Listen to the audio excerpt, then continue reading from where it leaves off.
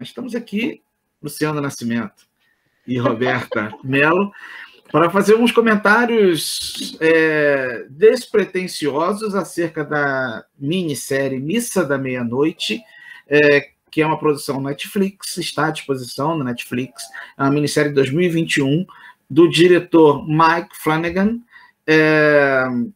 e também de roteiro Mike Flanagan. Ok? Vamos falar sobre ela. Exatamente.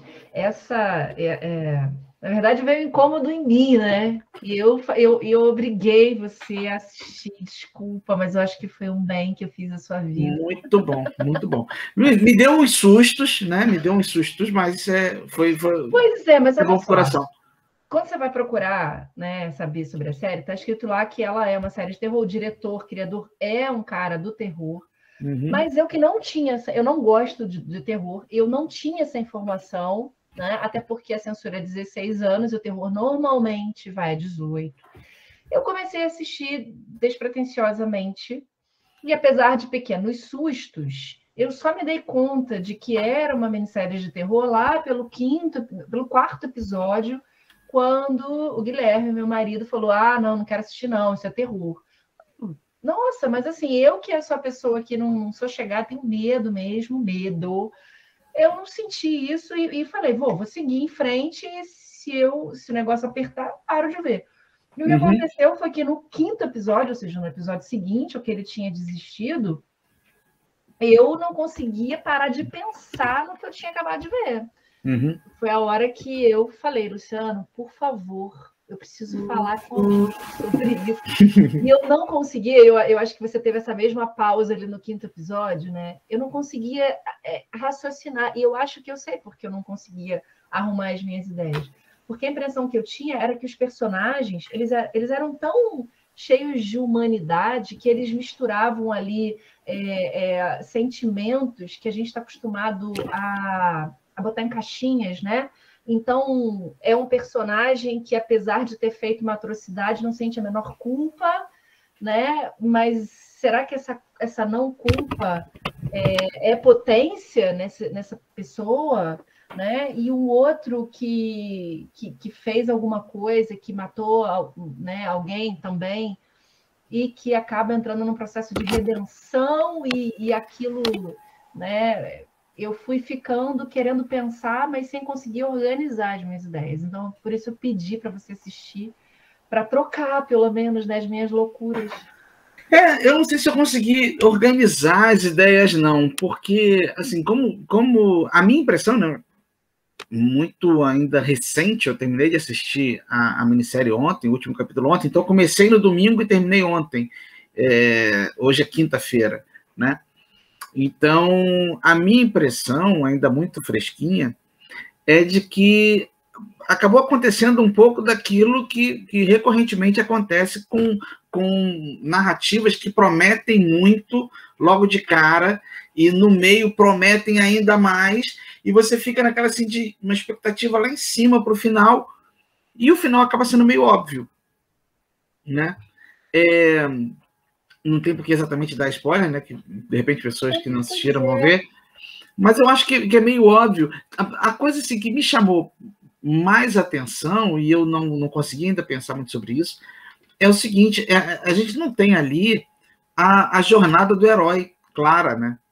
Porque normalmente numa narrativa, ainda mais assim, numa narrativa com um tema grandioso como esse, você tem um personagem que sai de uma condição de fraqueza, né, de inabilidade, de incapacidade, ele passa por uma série de dificuldades que vão como que lapidando a personalidade dele ou o potencial dele, que num dado momento explode, né? E aí ele passa a incorporar esse poder, essa potência, essa capacidade de resolver, e ele resolve, ele colabora ativamente para o desfecho, fazendo com que a narrativa flua para o melhor fim possível. Essa narrativa, essa jornada do herói, não acontece dessa forma ali, né? Até porque me parece que o herói ele é interrompido, né, nessa trajetória no episódio 5, né? Essa trajetória dele é interrompida.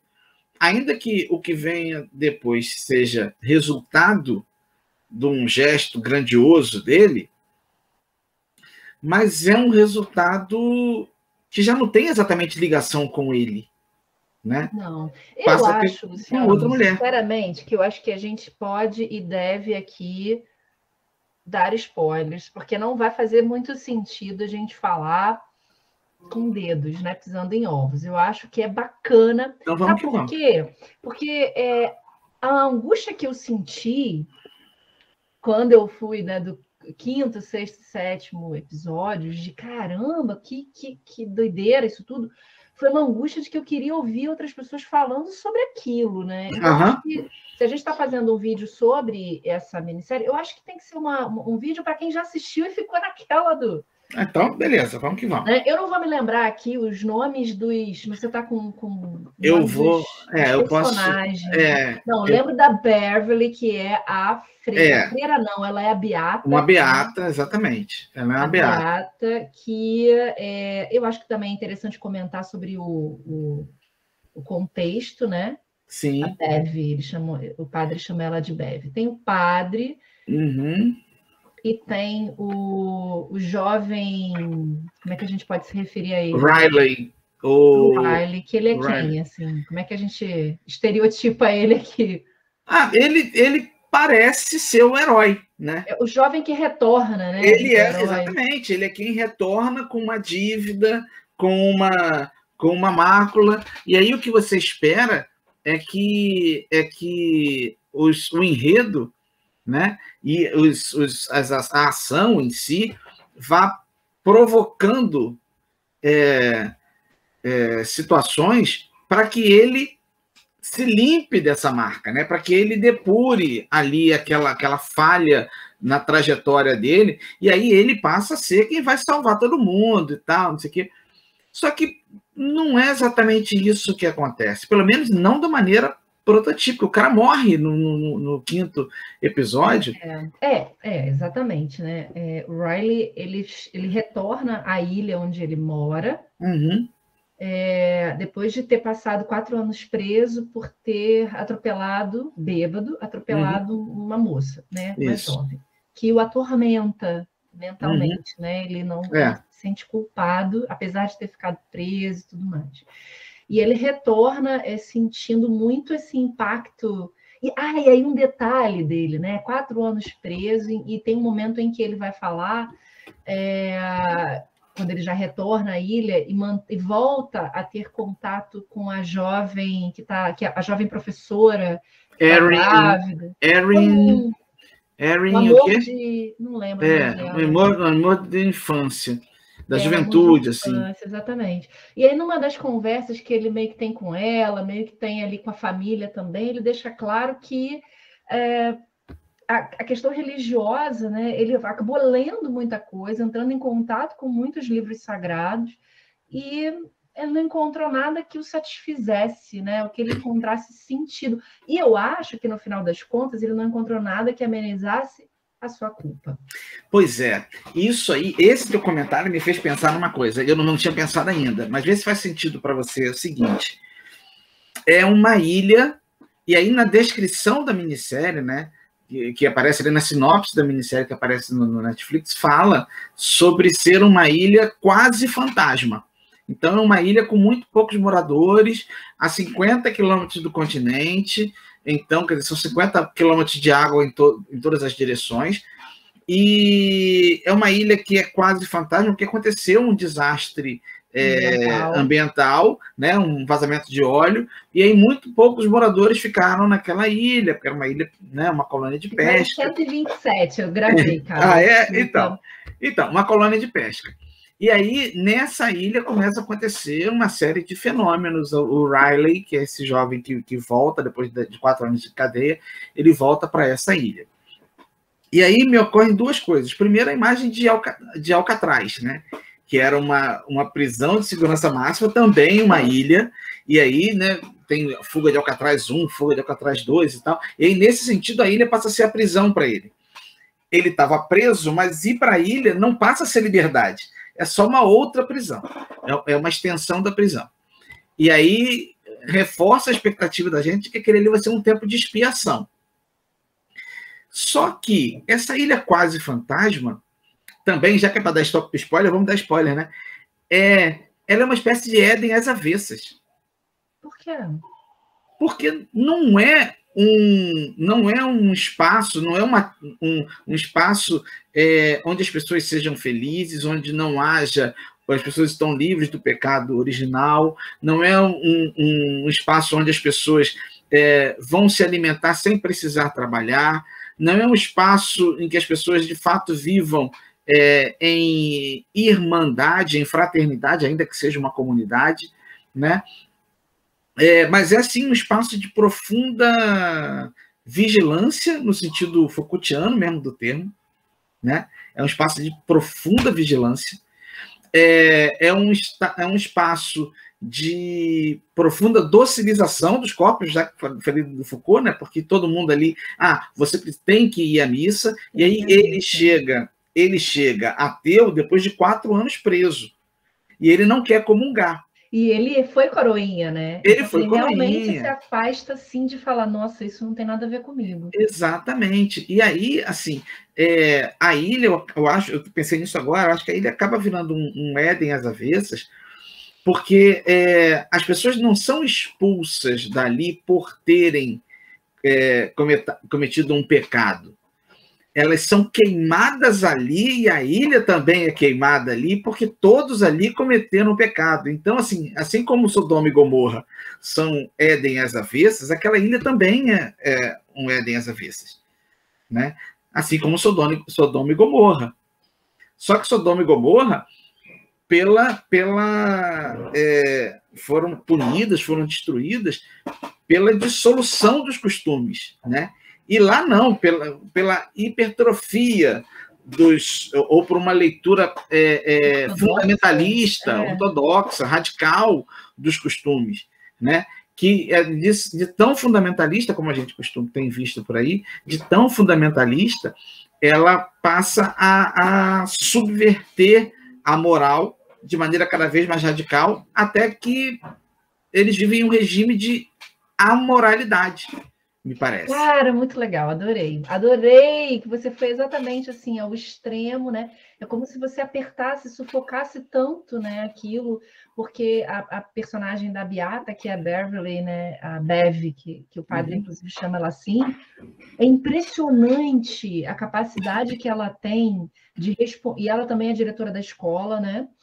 A capacidade que ela tem de reconduzir todos os problemas, todas as questões, para uma justificativa que ela vai encontrar nas escrituras sagradas.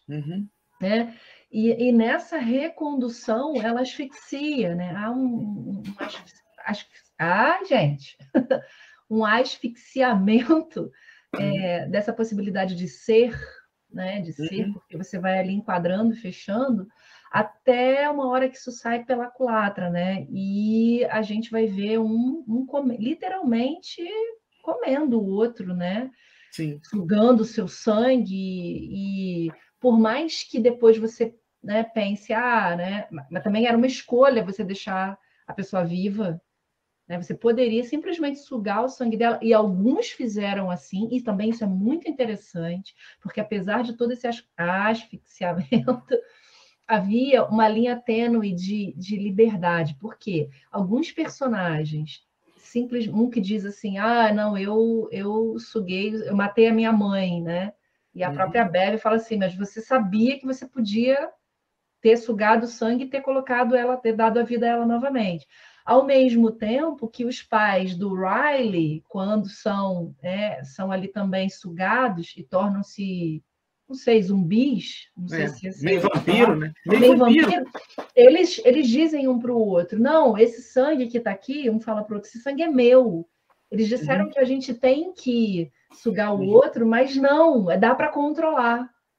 Essa fala ela é muito rápida, ela é muito sutil, mas então, dentro daquele processo ali, ainda há uma possibilidade de não se deixar levar e entrar no processo.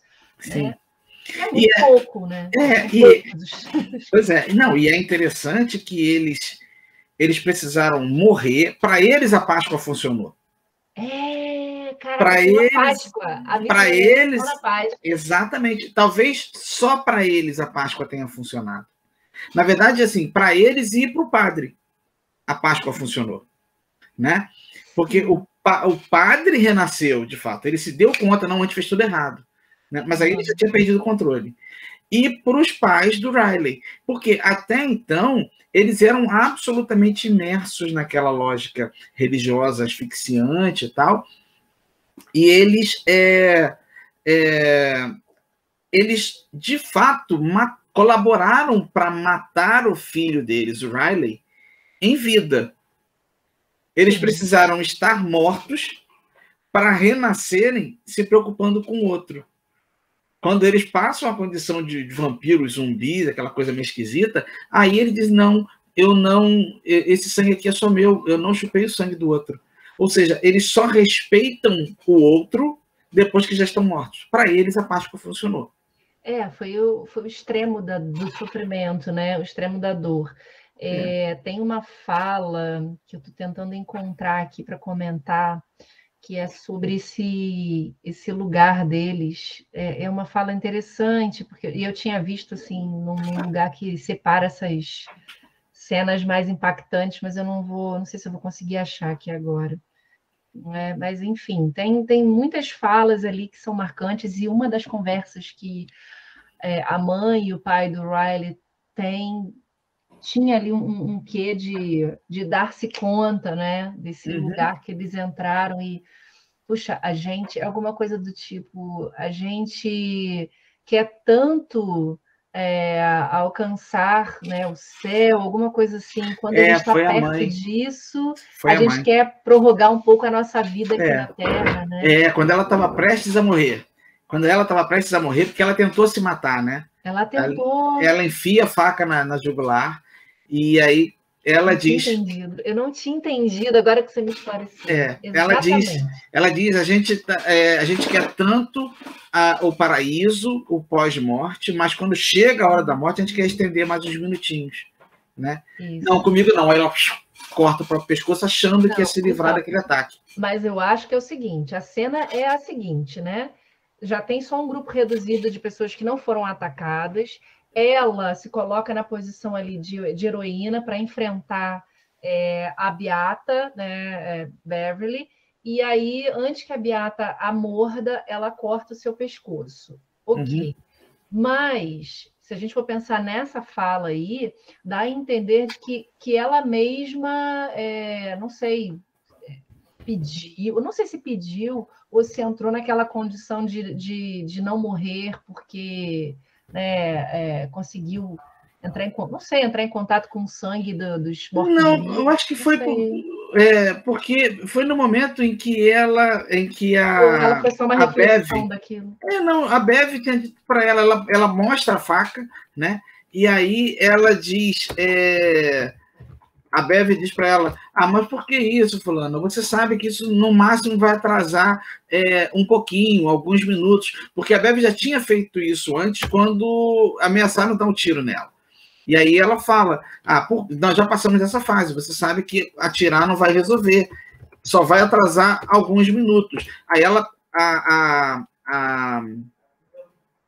Erin atira na Bev e diz, ok, temos no máximo 5 minutos. E aí eles fogem. Só que depois, quando a mãe do Riley se dá em sacrifício para os outros ganharem tempo para fugir, ela tenta enrolar ganhando os mesmos 5 minutos. Ela está usando a mesma estratégia, tentando ganhar 5 minutos para os outros escaparem. Quando a Bev percebe, você está me enrolando para ganhar tempo, eles estão fugindo pelo fundo. Aí ela diz, pois é, quando a gente sonha tanto com o paraíso, mas quando chega o momento da morte, a gente quer ganhar mais 5 minutos. Aí ela faz. Então, ela já ganhou o máximo que podia de tempo. E aí, ela não quer virar um monstro. E ela acredita ainda que se ela própria fizer aquilo, ela não vai ser vampirizada, ela perde esse potencial, né, esse valor, né? Só que, na verdade, não perde, né? Porque ela acaba sendo vampirizada da mesma forma. Mesmo tendo né, tirado a própria vida, ela acaba sendo vampirizada também. Então, eu acho que esse papo de só dos 5 minutos, ou de adiar um pouco o momento da morte, era uma brincadeira pelo fato de que ela estava tentando adiar a própria morte para os outros terem tempo para fugir. Né? Então, ela jogou com isso, ela repetiu a fala da outra personagem, enquanto ela própria estava ganhando tempo para os outros fugirem. Né? Assim, eu estava tentando localizar aqui, mas por incrível que pareça, eu joguei a frase aqui, que eu lembro de cabeça, e não localizei a frase no Google. Então, eu vou ser obrigado a ir à moda antiga. E pegar na série. Não, vou lá na série não, eu vou aqui no livro. Tá. Tem um negócio que eu acho que é o mais maneiro dessa série, que, ó, deixa eu pegar o livro, eu tenho um livro aqui que eu estou querendo. Esse livro aqui, ó, em vários momentos dessa série, eu lembrei desse livro. Tá dando para ler? Cara, eu lembrei. Por que eu te convidei a assistir essa série? Porque eu me lembrei de quando você leu esse. Olha como são as coisas, né? Em, sei lá, 2008, 2009, você leu esse livro e você ficou tão impactado, você me falou várias coisas sobre ele. E eu não esqueci. Achei a frase dela. Ela diz assim, ó. Isso nunca fez sentido para mim. A religiosidade e tudo mais. Acreditamos no céu que nos espera, mas lutamos desesperadamente por uns minutos a mais no final. Sim. É isso, eu acho que é um jogo. É não entregar-se, né? Sim. Você não se entrega, você está sempre lutando para conseguir sobreviver. E a gente tem realmente muita dificuldade de soltar e deixar as coisas acontecerem em certos casos, em certas situações, né? É tremendamente humano, né? Essa coisa de se agarrar dessa forma e não querer e tentar resistir até o último momento e tal. É tremendamente humano isso. Eu estou tentando localizar aqui a frase, só que eu só consigo localizar o livro inteiro e aí não vai funcionar. Eu acho que, assim, aqui no papel vai ficar difícil encontrar essa frase. O texto do Saramago, né? Todo juntinho, todo coladinho. Não tem nenhuma figura para a gente se guiar. Você não marcou o texto também? Não marquei, porque mas assim... fala, não tem como falar? Então, acho que não tem sim. Esse livro do Saramago, está dizendo, tem uma cena em que estão numa barca. É uma releitura da tentação de Cristo. Né? Aquela coisa de Jesus ficar 40 dias no deserto, o Saramago coloca Jesus 40 dias dentro de um barco. Só que é um barco, Jesus começa a remar, tem uma intuição, entra no barco numa madrugada, começa a remar no Mar da Galileia, e aí baixa um nevoeiro denso, e Jesus está no meio, de repente aparece uma clareira no meio do nevoeiro, e quando a proa do barco vai entrando na clareira, aparece um ancião judeu de roupas muito luxuosas, muito ricas, e Jesus entende que aquele é Deus. Deus está na proa do barco. Aí Jesus percebe que ele não precisa mais remar, porque o barco está indo sozinho. Aí quando ele quer falar, Deus faz isso. Aí Jesus começa a ouvir barulho na água, e ele vê que vem nadando um ser que parece um bicho, parece um porco, só que quando esse bicho chega perto do barco, ele bota as mãos e apoia no barco, e aí já são mãos humanas. O corpo que vai sair da água não é mais de um porco, é de um outro homem. Muito parecido com Deus, só que mais jovem. E Deus sabe que aquele é o diabo. Jesus sabe que aquele é o diabo.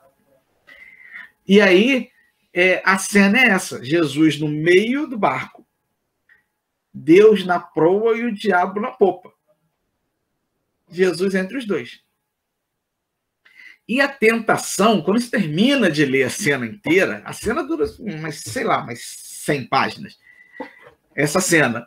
Quando termina essa cena inteira, aí você percebe que o Saramago transformou a tentação de Cristo no deserto, que o diabo tenta Cristo e diz, e Cristo, uma das respostas é: não deveis tentar o Senhor teu Deus. Uma das respostas de Jesus para o diabo é essa: não deveis tentar o Senhor teu Deus.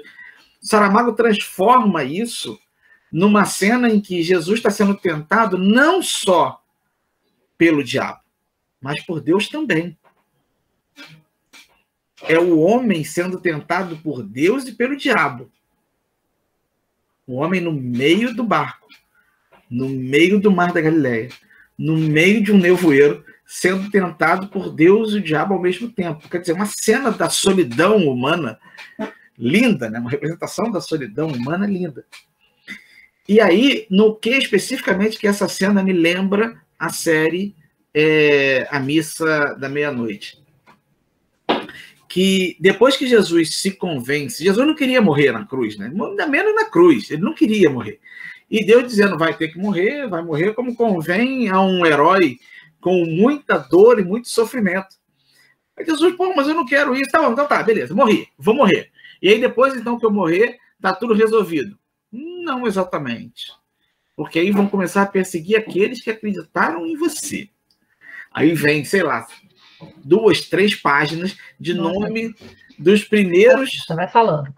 Nome dos primeiros cristãos, né, dos apóstolos e tal, que foram mortos em função de terem estado com Cristo. Aí Cristo, caramba, mas eu vou morrer e não vai resolver isso? Então tá, depois que mataram essas pessoas que conviveram comigo, aí tá tudo resolvido, né? Não.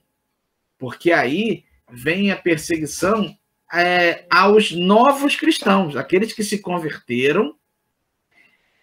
Daqui a um tempo as pessoas vão se converter e vão descobrir que você de fato é o filho do único Deus vivo, papapá, e aí essas pessoas vão ser mortas também. E aí vem mais um monte de páginas de nomes de pessoas supliciadas em nome da fé cristã. Aí Jesus já vai ficando aterrado, né? Assim, tal, derrubado. Tá bom, então depois dessa gente toda morrer, finalmente a paz se estabelece. Aí Deus fala, não exatamente... Ah, não, essa é a cruzada, né? Vem a cruzada e tal, não sei o quê, vai morrer um monte de gente. Aí Jesus, enfim, então tá. Então depois das cruzadas, tudo resolvido, tudo pacificado, o homem, enfim, vai viver em harmonia, porque aí todo mundo vai acreditar que você é o único Deus e tal, tá tudo resolvido. Aí Deus, não exatamente. Aí vem a Inquisição. Que a igreja passa a matar quem não acreditava nele. Quer dizer, a igreja fundada na crença dele sai de vítima de perseguição a algoz. E aí, mais um monte de páginas de vítimas da Inquisição da Igreja Católica. E aí Jesus baixa a cabeça e começa a chorar. E aí vem a fala do diabo, que para mim tem tudo a ver com a missa da meia-noite, que é assim, mais ou menos assim, né? Olha, bem que eu via no futuro umas chamas e umas fumaças, e eu não entendi exatamente o que era. Agora eu já sei. Só mesmo sendo Deus para gostar tanto de sangue. O diabo fala para Deus. Só mesmo sendo Deus para gostar tanto de sangue. Mas então, tem uma proposta, Deus. Diabo para Deus. Tem uma proposta.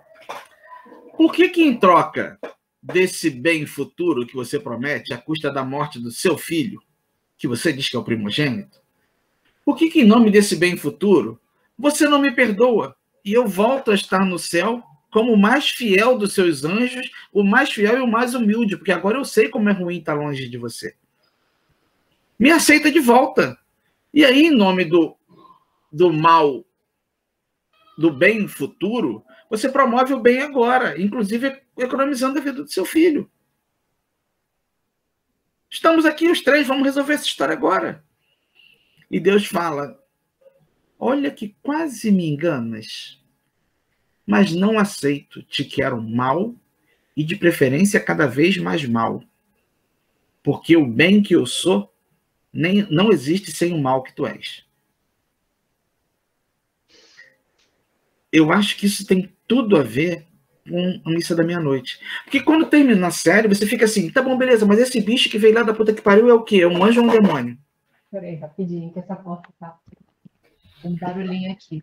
Então, na verdade, esse bicho, né, que o Guilherme comentou sobre o Nosferatu, eu não fui nem, né? Ele é um bicho que o que incomoda a gente é porque ele não se enquadra. Ele está além do bem e do mal, né? Como diria Nietzsche até. Ele vai salvar quem ele quer, ele vai matar quem ele quer, ele está preocupado em se alimentar, né? Ele vai escolhendo os seus caminhos ali, sem estar muito preocupado com o que está acontecendo, e meio que vai acatando também as decisões, né, do padre, que ele toma ali como um parceiro, um amigo, a gente não sabe exatamente o que é. Mas eu gosto muito dessa ideia da relação entre bem e mal que você trouxe aí, né? A partir do Achei a cena, hein? Achei a cena no livro. Pode falar, por favor. Essa relação entre o bem e mal, né? Porque há essa impreensão, né? O Nietzsche coloca muito bem isso, nesse lugar onde as pessoas, elas, numa moral de escravo, que ele vai chamar exatamente assim, elas se colocam na posição de boas, mas esse se colocar e se ver como boas só acontece, só existe a partir do momento que antes de qualquer coisa, você viu o outro como mal, o outro como errado. Então, você, numa discussão, por exemplo, você aponta primeiro o dedo para dizer que o outro te traiu, o outro é pecador, o outro é um assassino, e nesse apontar o dedo, onde você diz que o outro está errado, só depois que você apontou o dedo, você reconhece que você é bom, né? Que é exatamente o que acontece ali muito na série, né? Chega um momento, já nos momentos finais, onde a Bev está ali, a Beata, né? Ela está ali organizando o espaço onde os escolhidos vão ficar, porque não foram todos os que foram mordidos pelo, né, e sugados o sangue, que voltaram à vida, que vão ter o direito a esse lugar. E ela começa a fazer apontamentos do tipo, não, você nunca veio à igreja, né? Você matou a sua mãe. E a partir desse lugar onde o outro é o errado, você quer criar essa legião de pessoas que são as eleitas, as pessoas boas, as pessoas que prestam, né? E há uma cegueira nisso, porque você não para se dar conta de que esse é só um lugar que você decidiu, escolheu estar e se colocar. Quando a gente consegue se desvencilhar dessa relação de bom e mal, eu estou certo, você está errado, a gente começa a olhar, né, para as nossas relações, olhar para a gente, olhar para o outro, e entender que, primeiro, né, é sempre um mundo de perspectivas que a gente vai criando do mundo à nossa volta, das pessoas à nossa volta, e uma perspectiva também sobre nós, que a gente se coloca numa posição, a gente perde, então, essa capacidade de avaliar o mundo e entender que tudo é uma questão de perspectiva, porque você se enquadra numa perspectiva partindo do princípio de verdade. Sim. Né? Isso fica determinado ali, muito claramente, até porque por trás de todo o encaminhamento, o andamento da série, há a verdade religiosa, né?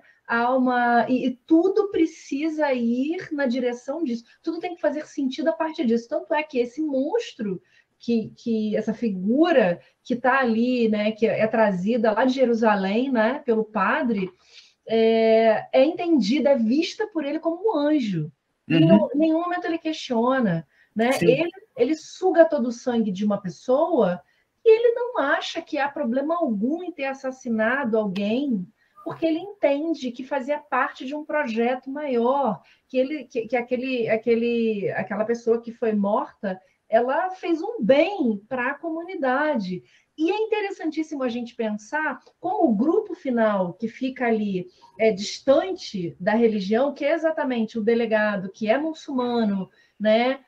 A médica, que também é descrente, enfim, alguns personagens que estão nesse campo de distanciamento da religião e outros com alguma sanidade mental, né? Apesar de religiosos, mas com alguma sanidade, esse grupo vai também agir em prol do todo, né? Uhum. E aí eu me pergunto, qual é a diferença entre, né, os religiosos que estão ali querendo o bem de todos, segundo eles, e esse grupo ali dos resistentes que estão ali também pensando no todo. Acho que é interessante também a gente tentar perceber o que diferencia esse grupo dos religiosos dos céticos. Aí, de novo, lá vou eu para o Saramago outra vez.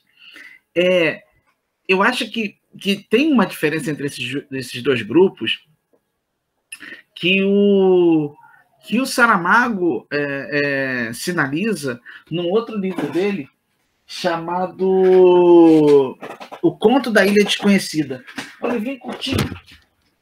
Eu adoro Saramago, né? O Conto da Ilha Desconhecida. Em que ele diz textualmente: é preciso sair da ilha para ver-se na ilha, para reconhecer a ilha. Essa frase é famosíssima dele, né? Pois é, preciso sair da ilha para reconhecer-se na ilha. Então, nesse livro aqui, então, assim, para dar o spoiler, né? O cara de fato cria a ilha, né? Ele faz nascer uma ilha. O protagonista do livro, ele faz nascer uma ilha. E ele não constrói a ilha naquela assim de, eu vou construir a ilha. Não, acontece naturalmente, como resultado da existência dele, né? E surge uma ilha, não dá para dizer literal, porque as ilhas literais não boiam, mas surge uma ilha que boia, né? A ilha dele boia, né? E ele diz: é preciso sair da ilha para reconhecer a ilha, para reconhecer-se na ilha, né? Para saber quem se é fora da ilha, dentro da ilha, né? E aí vem a diferença desses dois grupos. O grupo religioso pensa nas pessoas que estão fora da ilha como pessoas a serem transformadas, assim, mas a partir do monolitismo deles, né? Na hora que você falou em estar fechado em si mesmo, eu me lembrei da noção do monólito mesmo, né? Do monólito do Kubrick, né? Lá de 2001, Odisseia no Espaço, que é aquele bloco fechado em si mesmo, hermético e misterioso, e que, assim, você não consegue acessar de maneira nenhuma, né? Esse monolitismo ideológico, né, é a origem da percepção daquelas pessoas religiosas de que o mundo, para além da ilha, tem que ser como eles. Né? Então, eles não querem sair da ilha, eles querem levar a ilha para o continente, ou seja, eles querem que o mundo inteiro seja uma extensão da ilha. E os outros que ficaram, os não religiosos, eles tinham isso diferente. O mundo deles, eles levaram o mundo deles, a história deles, quem eles já eram antes da ilha, para a ilha. Era o Sharif, né, que é o Sharif Hassan, que é o xerife, né? A professora, é verdade, a médica.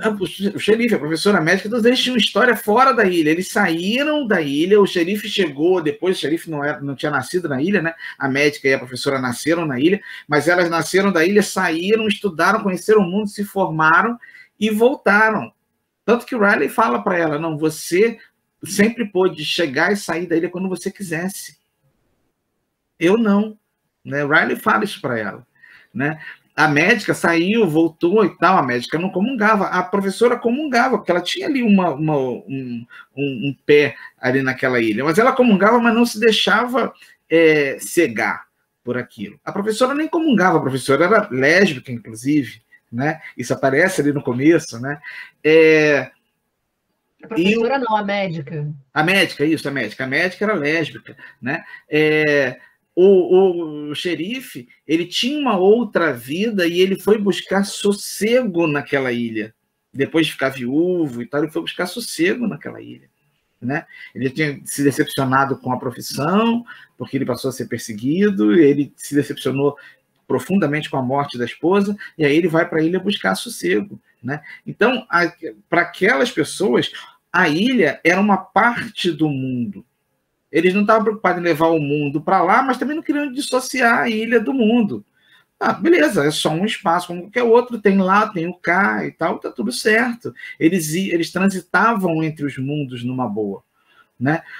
Os fundamentalistas, o monólito ideológico ali daquela rapaziada, não, o mundo todo tem que ser uma extensão da ilha. Então, eu acho que essa é uma diferença grande entre eles. Eu acho que é perfeito. Você estava falando aqui, eu estava pensando, talvez, assim, para concluir ou para definir uma interpretação geral da minissérie, talvez ela seja uma grande metáfora sobre a vida que dotada, né? A vida como uma verdade única, né? E a vida como multiplicidade. E aí seria uma grande metáfora sobre como não impor, o porquê não impor a verdade, né? O porquê não impor um jeito certo, e porque não tem um jeito certo, né? E o quanto isso fica marcado ali, né? Eu gostei muito dos ataques, assim, eu acho que não sei se foi uma intenção do diretor, né, do roteirista, o Mike Flanagan, mas eu gostei dos ataques ao pensamento religioso como a morada desse monolitismo, né? Porque a cena, para mim, a cena mais forte da minissérie inteira foi a cena do padre ali chupando o sangue, né, sugando o sangue daquele que era o bêbado na cidade, né? Mas com a mão no peito do cara, tipo, quietinho, quietinho. Quer dizer, era o sacerdote, era o anjo acalentando, mas era o demônio matando ao mesmo tempo, né? O padre era anjo e demônio ao mesmo tempo. E ele vai como se fosse um acalanto mesmo, né? Acalmando o cara, mas na verdade acalmando, fica quietinho que eu vou sugar. Qual a diferença entre aquilo ali e agora, hein? Vamos causar, hein? Isso aí vai para a internet para a gente poder viralizar, Roberta, nesse vídeo. Qual a diferença entre aquela cena e o Sermão da Montanha? A diferença? Não tem diferença. Fica quietinho aí, ó. Tu vai sofrer. A gente ouviu isso hoje na aula de manhã. Fica quietinho aí, ó. Tu vai se fuder nessa vida aqui, mas a vida eterna tá garantida. Calma, fica quietinho aqui, ó. Eu vou chupar teu sangue, ver se não é isso que as igrejas fazem. E curiosamente, não sei se isso foi também, quer dizer, com certeza não foi proposital. O primeiro personagem que aparece morrer pra gente é o traficante da ilha. Uhum. O segundo que morre é o bêbado que tinha atirado acidentalmente na jovenzinha que fica paraplégica, né? Uhum. E o terceiro é o Riley, que é o bêbado que havia assassinado, né? Uhum. E quando eu vi essa sequência, eu falei, caramba, estão matando exatamente os párias ali, né? Do contexto. Sim. E no final, aí, assim, só para não perder a linha de raciocínio, e no final, quem salva a ilha é o muçulmano, a grávida sem marido e a lésbica, que são, como a gente fala, tem lá também a parábola do bom samaritano. Do bom samaritano? A parábola do bom samaritano, né? Quem vai salvar a ilha é exatamente... Os primeiros que morrem são os que, né, são párias. E os últimos não, e os que ficam ali para salvar a ilha são exatamente aqueles que também são rejeitados. Teoricamente, seriam rejeitados, né, dentro de uma perspectiva aí cristã, religiosa, né? Como o bom samaritano, que é exatamente, não é aquele que vai... Várias pessoas passam pelo ninguém dá, período, né? Ninguém os dá considerados grandes religiosos ignoram, mas quem vai salvar o sujeito que está jogado no chão é aquele que ninguém dava nada por ele, né? Sim. A geni da história. Sim, eu não tinha pensado nisso. Eu acho que faz todo sentido. E acho que aí vem uma escorregada, né, naquilo que eu falei no começo, de ser... A série prometeu, e o último episódio não deu conta de tanta expectativa, né? Porque, no final das contas, o que atesta que aquela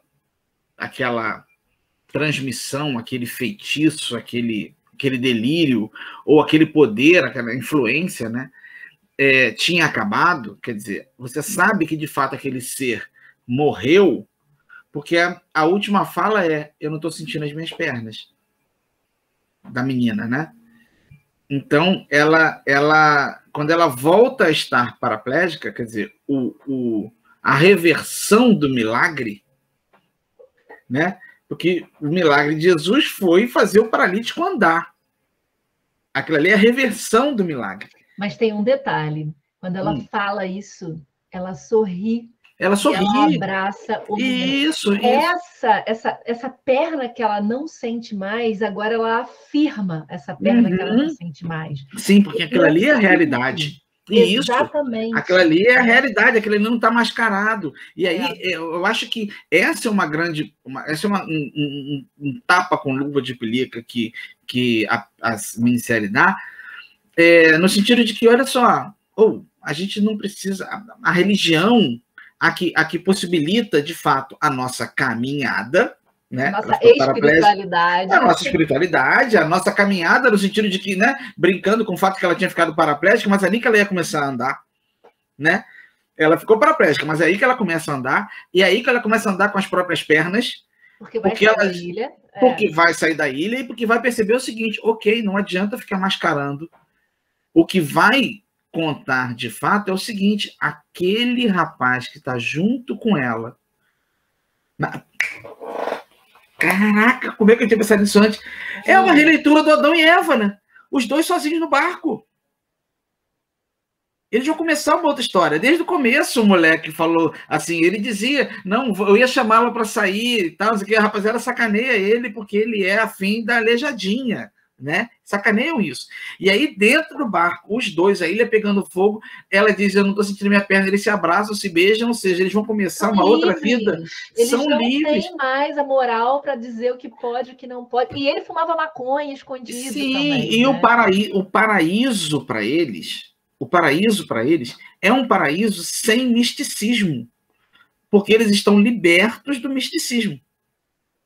Então, eles mostram ali, por que eu falei Adão e Eva, né? Porque eles mostram ali uma possibilidade de existência para além de Deus, para além de anjos e demônios. Com imperfeições. Com imperfeições. Esse mundo aqui, sem pernas. Porque um detalhe, né, que a gente acabou não comentando, e que é muito interessante, porque o primeiro movimento que o padre faz quando ele leva esse monstro para a ilha, para ajudar as pessoas, é com o objetivo de diminuir as suas imperfeições físicas. Sim. É a mãe do Riley que começa a enxergar sem o óculos, é o grande amor da vida do padre que né, faz uma reversão do Alzheimer também.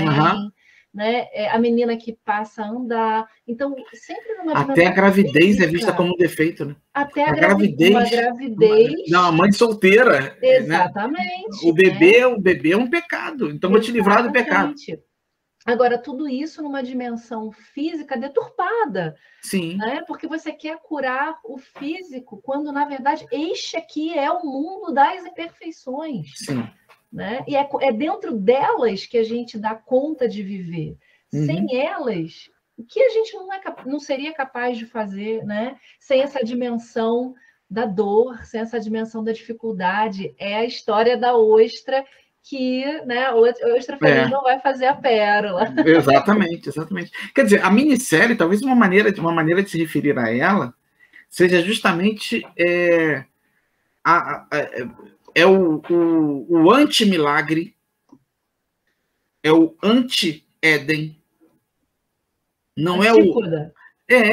Não é do paraíso. Isso, não é uma série sobre ateísmo, mas é uma série sobre um não misticismo, um não teísmo, não o ateísmo no sentido de também um comportamento místico, né? De negar algo, mas simplesmente viver para além dessa concepção de misticismo, de Deus, de certo, de errado, de acreditar que a matéria é imperfeita e o espírito é perfeito. Na verdade, ali é o contrário, né? O espírito ali é que é defeituoso pra caramba, todo torto. E a matéria, com as suas perfeições, é uma residência do amor, do que vale a pena, né? É a marca. A senhora que tinha Alzheimer e tinha esquecido de tudo, inclusive da filha e tudo mais, que era médica, já no final ela diz, não, essa é a nossa... Ela fala para o padre, né, que tinham tido um caso, a médica é filha do padre, né? Ela diz, não, nós vivemos, essa é a vida, envelhecer é o custo, né, é o preço do viver, né? Então, era isso que era esperado, isso era bonito. E aí que tá, ele queria fazê-la ficar mais jovem como ele, para que eles pudessem viver uma outra vida que eles não puderam viver, porque ele era padre e ela era casada. Uhum. Mas e aí é muito interessante a fala dela também nesse sentido, que tem uma hora que ele diz, eu tinha vontade de te chamar para a gente fugir junto, né, e viver. Ela diz, eu nunca faria isso. Aquilo era o que era para ser, e ela não está interessada, apesar do amor, apesar de tudo, ela realmente não está interessada em viver mais uma vida diferente da que ela viveu, ou seja, ela mais uma vez, dentro desse sentido aqui de afirmação, ela afirma a vida que ela levou, ela afirma o que Nietzsche chamaria aqui, né, de um eterno retorno ali da sua própria vida, como sendo a vida que tinha que ser vivida, ponto e acabou. Ela não quer viver da juventude, né, com ele, vivendo outra vida a partir dali. Não existe isso, né? Então, eu não sei se você já viu, não sei se você já teve a oportunidade de ler um livro de uma pesquisadora, de uma filósofa chamada Roberta Mello, que ela fala assim, entre resistir e afirmar, ressentir, né? Ou afirmar, né? Ressentir era um outro papo num outro lugar, ressentir ou afirmar. O padre era profundamente ressentido, né? Acho que ela começa aí. E ela não. Ela quando afirmava. Ela afirmava, não, olha só, isso aí mesmo. Não foi a delícia que talvez pudesse ter sido uma outra coisa, beleza, mas foi uma vida boa. Ela não era ressentida, né? E ele profundamente ressentido. E aí, quanto o ressentimento gera um caminhão de merdeleira, um atrás do outro. Gera o que também o Nietzsche chama da doença, né? A doença, que é exatamente assim, enfraquecimento da vida. Ele não viveu a vida dele por inteiro, ele acabou criando ali um mundo de expectativas que acabou, né, chegando onde a gente percebe que vai chegar na total destruição de tudo, porque ele acaba fomentando também os ressentimentos, né, dos outros ali, né, de alguns deles que vão comprar aquela verdade ali, e se ausenta do que é saúde, do que é uma vida saudável, que é uma vida que se afirma aí com todas as suas dificuldades e sofrimentos e dores. É isso aí. Pois é, né? Quer dizer, a antípoda mesmo, né? É a antítese dessa afirmação mais mesquinha, né? de um misticismo, de uma fé mais mesquinha, monolítica, fechadinha em si mesma, né? Que nega o outro e tal. E aí a série mostra justamente o oposto, como, na verdade, a vida material, concreta, que leva a um caminho legal, a construção de um caminho legal, apoiado no olhar o outro. Apoiado na tragédia, que é a vida, gente. Apoiado na tragédia. Não é? Exatamente, não queima, né? É absurda mesmo, isso, cara. Aceita, deixa queimar. Deixa queimar, né? O casal no barco, olhando a ilha pegando fogo, e, deixa queimar, beleza, não sinto a minha perna. Que bom, começa a minha caminhada, né? Tô feliz, porque acabou, agora eu não tenho esse vínculo, esse medo do sobre-humano. Eu sei que, na verdade, o que importa é o humano, o que importa é você ter me olhado desde o começo, você não ter me olhado com pena, ter se sentido atraído por mim, eu em cima de uma cadeira de rodas, e ela negra, né? Cabelo bem crespo, né?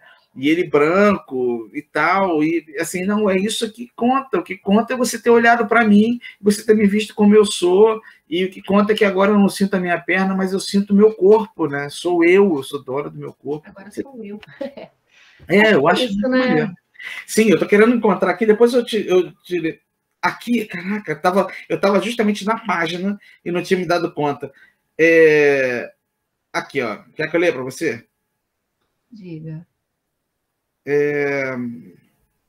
Pá, pá, pá, pá, pá, pá.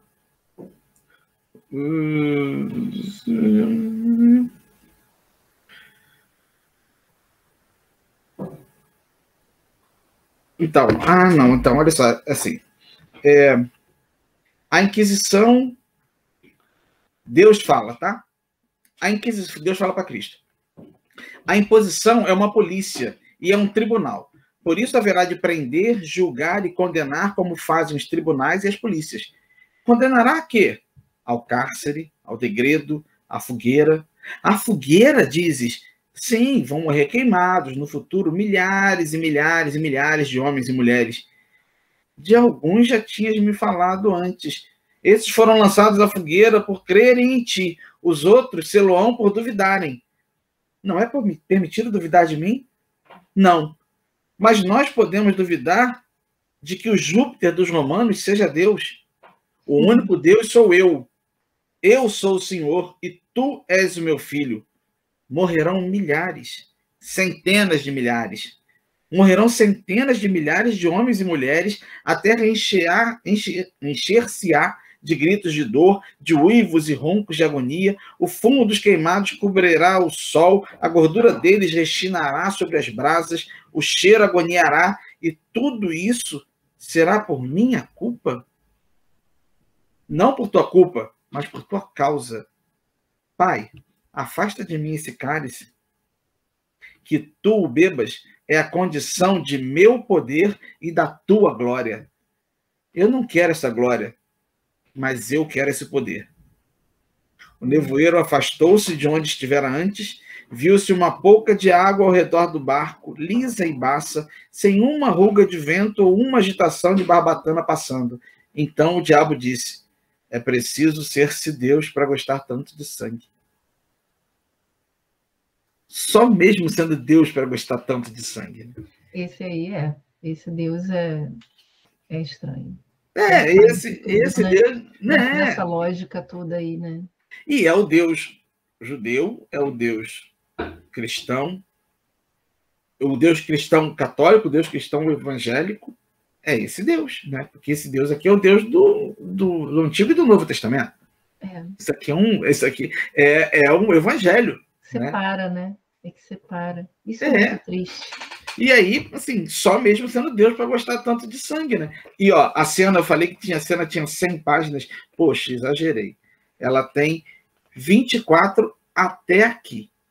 Mas o diabo ainda não fez a proposta. Ainda tem muita coisa aí. Que a proposta começa aqui. Tem uma proposta a fazer. A proposta começa aqui. E aí, ela dura mais 2 páginas. Só a proposta dura mais 3 páginas. Então, a cena toda tem 27 páginas de mortes e de conversa dos 3 no e não, eles continuam no barco. Enfim, são mais de 30 páginas deles 3 no barco conversando e nesse jogo aí, né? Enfim, eu acho maneiro. Olha, a conversa contigo melhorou a minha percepção sobre a série, viu? Que eu estava meio frustrado, eu estava meio assim, porra. Mas sabe por quê? Você falou assim umas 2 vezes aí dessa sua frustração com o final dela. Eu não estava muito... a minha pegada é filosófica, não. Para mim, filosoficamente, ela foi perfeita. Ela foi perfeita. Tem uma coisa que a gente não comentou aqui, né? Que é a descrição que a professora faz da sua própria morte, que é No também final. belíssima, né? É, Quando ela está morrendo, sim. ela fala... Na verdade, ela tinha falado na conversa que ela tinha com o Riley sobre morrer, né? O que é morrer para você? E ele tem uma fala belíssima, eu queria aquele texto por escrito. Ela fala alguma coisa também, mas a impressão que dá é que ela revê aquilo ali no seu último minuto de morte e traz também uma análise muito profunda, muito bacana, muito rica também para se pensar o morrer. Eu sou apaixonada por esse tema, né? Então, assim, eu gosto de falar sobre sofrimento, sobre a morte. Eu acho a questão existencial do morrer, né? Sempre muito encantador. Então, para mim, filosoficamente falando, acho que a série ela é impecável. Impecável. Então, impecável. acho que. Pois é, impecável. Não, eu acho que a gente podia tentar organizar isso, essa nossa conversa, de uma maneira assim, pensando agora num curso mesmo, a gente pegar e sistematizar essa nossa conversa. Tipo o Black Mirror que eu fiz? Sim, pode ser. Mas, assim, pensando nessas duas possibilidades de análise, né? Uma análise mais literária ou estética, abrindo mais a possibilidade para falar de luz, por exemplo, e tal, de fotografia, porque do ponto de vista da fotografia, a também série dava para dar o curso. Porra, Ai, gente, eu fiquei apaixonada demais nessa série. Não, do ponto de vista da fotografia, a parada é espetacular, né? Do ponto de vista da fotografia, é espetacular. Isso que eu acho que é sei lá, um ponto fraco da série, que é do ponto de vista da narrativa em si, da estrutura narrativa, né? Porque falta um herói. Eu não consigo nem dizer que aquele casal que sobrevive seja o herói, ou seja, uma representação do humano. Por que você acha que tem que ter um herói? Porque, assim, eu acho que, do ponto de vista mesmo de um protagonista que resolva uma situação-problema. Sabe, não tem. Não consigo ver, isso não é um problema para mim. Não, mas do ponto de vista da literatura, isso é assim. Não, mas olha só, Luciano, talvez exatamente porque a série não tem um narrador, ela não tem alguém que conta a história. Todo mundo está ali compondo. E nessa composição, cada um tem uma história que até é apresentada com uma certa... Né? Alguns com um pouco mais, mas com uma certa aprofundamento ali. Não, mas isso não, eu não acho que isso seja exatamente um problema, não. No ponto de vista da literatura mesmo, a gente chama isso de polifonia, esse fato de não ter um narrador, ele tem uma série de outras vozes e tal, atravessando, a gente chama isso de polifonia mesmo, né? Isso não é exatamente um problema, pelo contrário, a maior crítica feita ao Jorge Amado, por exemplo, que é a mesma feita ao Érico Veríssimo, a mesma feita ao Paulo Coelho, é justamente que não são narrativas polifônicas, ao contrário do Machado de Assis, ao contrário do Shakespeare, ao contrário do Dostoiévski, que são narrativas polifônicas, né? Que você tem ali o atravessamento de várias perspectivas, várias vozes atuando, às vezes, sobre um mesmo personagem, né? No caso do Brás Cubas, por exemplo, né? Um mesmo personagem atravessado por um monte de perspectivas diferentes. Ali existe uma polifonia, só que é uma polifonia que me parece que se perde um pouco na medida em que você não tem a construção, mesmo que fosse um personagem coletivo, mas que pega e resolve a problemática. Eu não consigo ainda me convencer, talvez seja aquele casal, porque foram eles que sobreviveram. Então, a tendência, do ponto de vista formal, a tendência é que sejam eles pensados como esses heróis. E aí eles seriam os heróis coletivos, tipo uma redenção do Adão e Eva. O Adão e Eva não mítico, mas o Adão e Eva humano, de fato. Tá? Mais ou menos como acontece com os Lusíadas, né? Conta a história de Vasco da Gama, mas o herói ali, ou a Odisseia de Ulisses.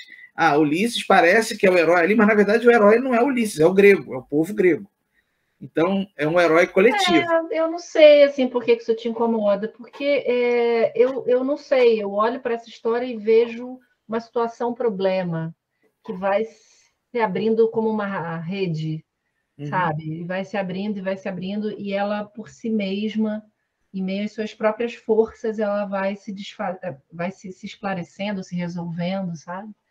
Será que você acha que existe a possibilidade? Eu não pensei sobre isso. Eu olhei ali e não consegui identificar isso. Mas quando você falou agora de uma história que vai se ramificando e tal, não sei o quê, eu lembrei do Deleuze, né? Sim. Né? Do Rizoma.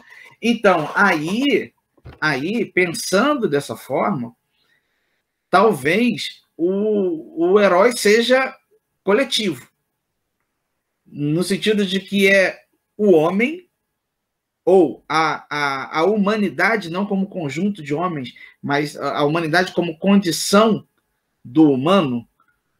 A humanidade é uma. A humanidade é uma condição rizomática. Eu estava tentando dizer um organismo, mas organismo acho que não é a palavra. Mas a humanidade. Pode ser, sim, um organismo. Não sei se dá para chamar humanidade como faculdade do humano de organismo, porque o organismo é muito concreto, né? E uma faculdade é bem abstrato. Então, assim, eu acho que talvez condição seja melhor que organismo, não sei. Mas, assim, a humanidade como uma condição rizomática, no sentido de que, como ele fala, né? Do rizoma, que eu li e depois fui dar uma olhada na biologia, como é que era a história do rizoma, né? Que normalmente o rizoma acontece em terrenos arenosos. Capim, grama. Pensa na grama também, que é boa, assim, a grama. Legal. E assim, mas a grama parece um negocinho bonitinho, né? Parece até que bonitinho, então tá verdinho, tá vivo, tá ligado? E o rizoma, muitas vezes, né, ele se espraia ali num ambiente profundamente seco, né? Em que abaixo ali da superfície do solo já não tem nutriente mais. Então, as raízes precisam se colaborar umas com as outras, né? Então, nesse sentido, daria para pensar na condição humana como essa condição resistente e reexistente como uma condição resistente e reexistente porque rizomática. E aí, beleza, o heroísmo vem disso. De apesar da gente estar entre Deus e o diabo, apesar da gente ter que lidar com isso, apesar da nossa humanidade ter que lidar com esses extremos, a gente tem a possibilidade de pegar um barco, sair da ilha e ver a ilha de longe e reconstruir a nossa história. Aí, quer dizer, a humanidade como condição heróica. Aí, ok, beleza. Eu acho que é uma saída possível para, do ponto de vista literário, pensar a série.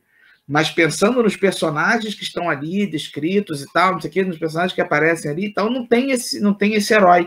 E isso, assim, isso é um elemento, sabe, essencial da narrativa. Não tem narrativa sem herói. Na verdade, eu acho que talvez a professora, de uma forma que a gente não imaginaria que fosse, ela toma esse lugar, porque a cena dela fazendo carinho, ela como se tivesse como se estivesse amamentando. Não, é ela que articula a ideia de que vamos defender, vamos fazer, ir para casa, ela que atira na Bev, vai todo mundo para casa dela.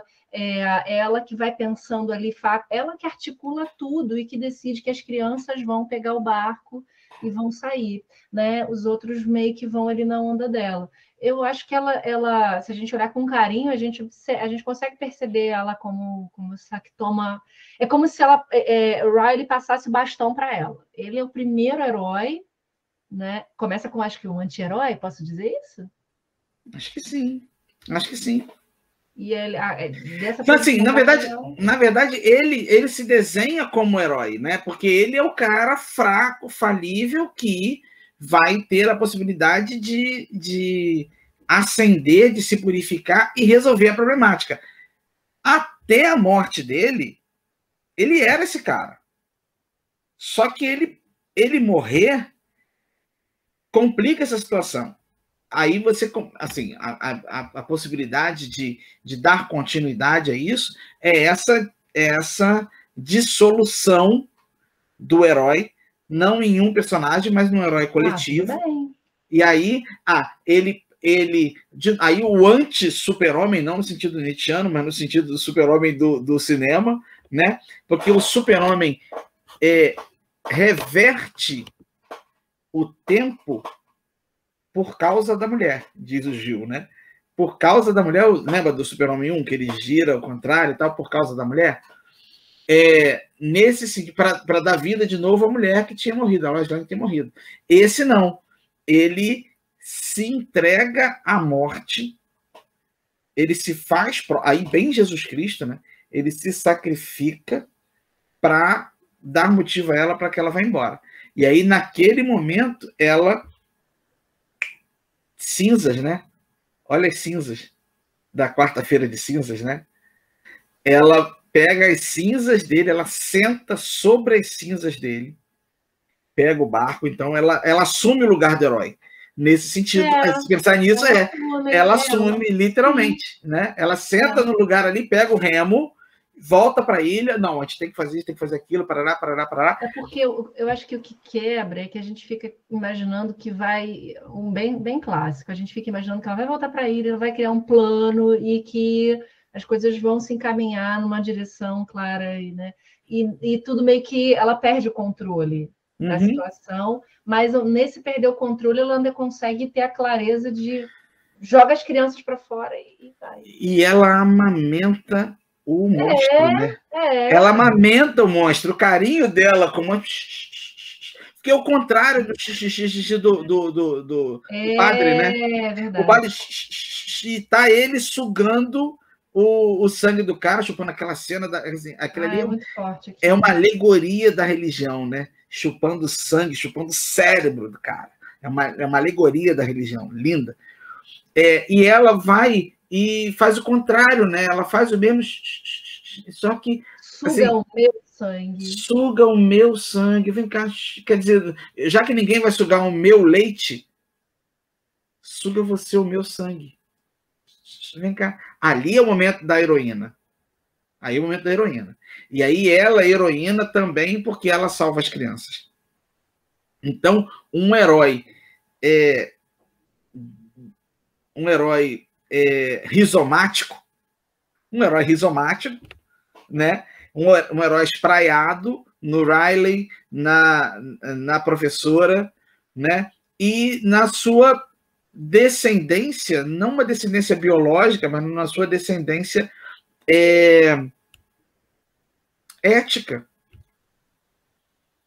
Da menina que vira as costas para os pais, do menino que lamenta, mas vira as costas para o pai, que saem da ilha para verem a ilha pegando fogo. É isso, né?